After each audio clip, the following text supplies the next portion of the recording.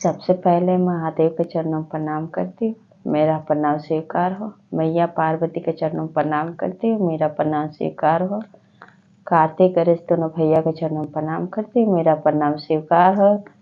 आप सभी गुरु भाई बहन के चरणों में प्रणाम करती हूँ और महादेव से दया मांगती हूँ। हे महादेव, मेरे जितने गुरु भाई बहन हैं सब पर दया कीजिए, पल पल दया कीजिए। आज मैं गुरु भाई बहन जो कथा सुनाने जा रही हूँ, दो भाई कथा सुनाने जा रही हूँ और महादेव कथा सुनाने जा रही हूँ। कथा अच्छा लगे तो मैं वीडियो को लाइक कीजिए, चैनल को सब्सक्राइब कीजिए, कमेंट बॉक्स में हर हर महादेव जरूर लिखिए। और कथा कभी भी आधा अधूरा नहीं सुनना चाहिए, कथा शुरू से अंत तक सुनिए। पूरा सुनने से महादेव का दया आप लोग पे बरसेगा, इसलिए जरूर सुने। चलिए ज़्यादा बात नहीं करते हुए कथा शुरू करती हूँ। एक गांव में दो भाई रहते थे, रामू और श्यामू।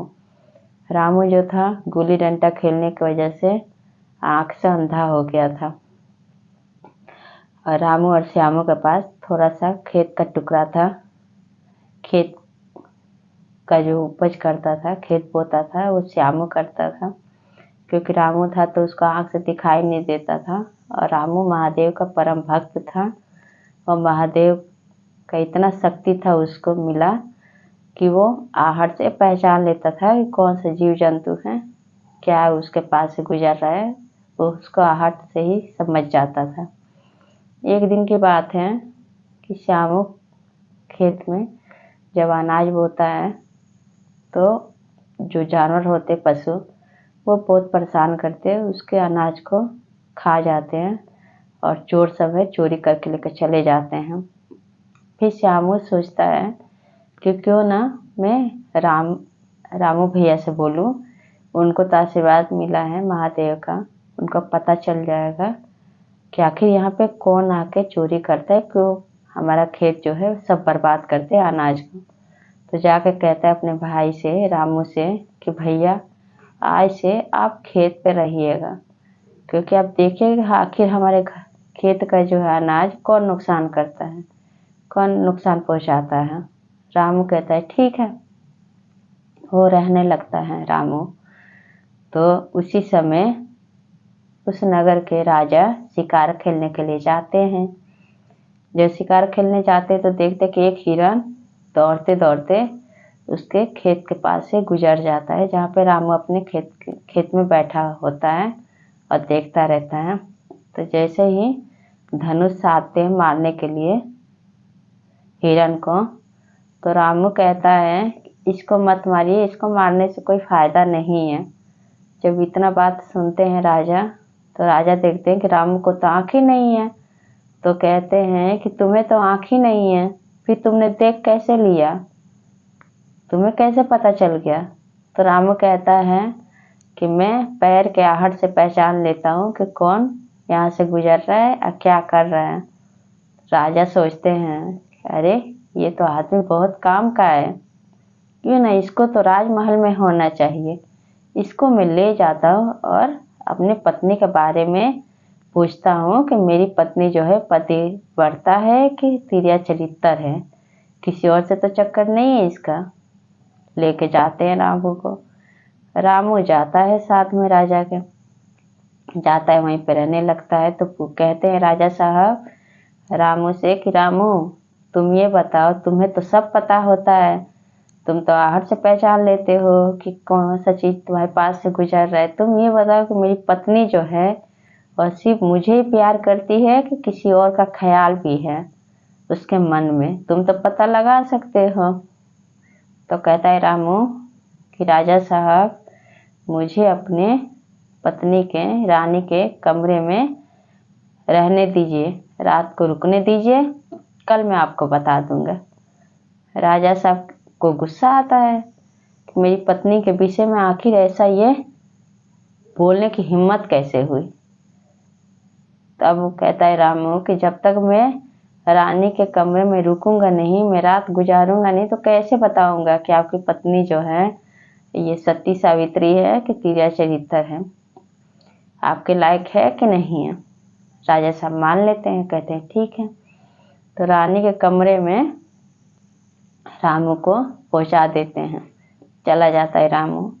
जब रानी देखती है तो रानी कहती है कि तुम्हारी हिम्मत कैसे हुई मेरे कमरे में आने की। तो रामू कहता है, वो तो आग से दिखाई उसको देता नहीं है, लेकिन फिर भी वो कहता है कि आप बहुत सुंदर हैं, आप मुझे बहुत पसंद हैं। इतना बात सुनते ही रानी को बहुत आता है गुस्सा। अब उसको जो चीज़ मिलता है, जो भी बर्तन मिलता है, डंडा, जो चीज़ मिलता है, लगती है मारने लगती है रामू को। अगले दिन सुबह होता है तो रामू आता है राजा के सामने। आता है तो पूछते हैं राजा साहब कि अच्छा ये बताओ कि मेरी पत्नी कैसी है, क्या वो उसके मन में सिर्फ मेरा ही ख्याल है कि किसी और का ख्याल है। तो कहता है रामू के नहीं राजा साहब, ये जो पत्नी है आपकी ये आपके लायक नहीं है। मैं एक गैर मर्द हूँ, तो मुझे देखिए मारी है तो कहाँ का कौन कौन ऐसा अंग नहीं है जो इसने मुझे छुआ नहीं है, आप खुद ही देख लीजिए।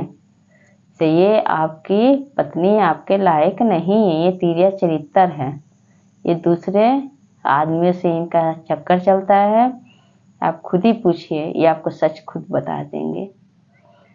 इतने में क्या करते हैं, राजा साहब तुरंत तलवार निकालते हैं, निकाल के अपने रानी के गले पर रखते हैं कि बताओ मेरे सिवा कौन ऐसा इंसान है तुम जिसे सबसे ज़्यादा प्यार करती हो। वो कबूल कर लेती है, कहती कि हाँ राजा साहब, मैं किसी और से प्यार करती हूँ, कोई और है मेरी ज़िंदगी में जिसको मैं जान से ज़्यादा मानती हूँ।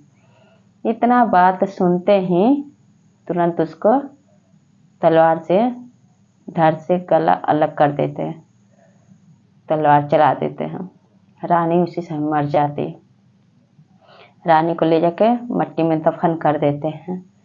अब ये सब बात जब राजा सुनते हैं तब रामू को कहीं जाने नहीं देते। रामू अपने घर जाने के लिए व्याकुल रहता है, लेकिन कहते कि नहीं, तुम काम के आदमी हो, तुम हमारे राज्य में रहो, तुम्हारा रहना यहाँ बहुत ज़रूरी है। फिर उसको राजमंत्री घोषित कर देते हैं, करके रख लेते हैं। तो कहते हैं रामू राजा साहब से कि राजा साहब शायद आप भूल गए हैं, आप कुछ और भी बोले थे हमें देने के लिए। तो कहे थे कि क्या, तो आपने बोला था कि आप जितना धन दौलत मांगोगे उतना मैं तुम्हें दूंगा। राजा साहब कहते हैं कि ले लो, जितना तुम्हें धन दौलत चाहिए तुम ले लो, लेकिन तुम यहाँ से मत जाओ, तुम यहीं पे रहो। फिर वो क्या करता है, रामू राजा साहब से धन दौलत की जितनी ज़रूरत है लेकर अपने भाई को श्यामू को दे देता है, और दे के हंसी खुशी ज़िंदगी दोनों भाई काटने लगते हैं, क्योंकि उन दोनों का कोई नहीं था सिर्फ महादेव के सिवा।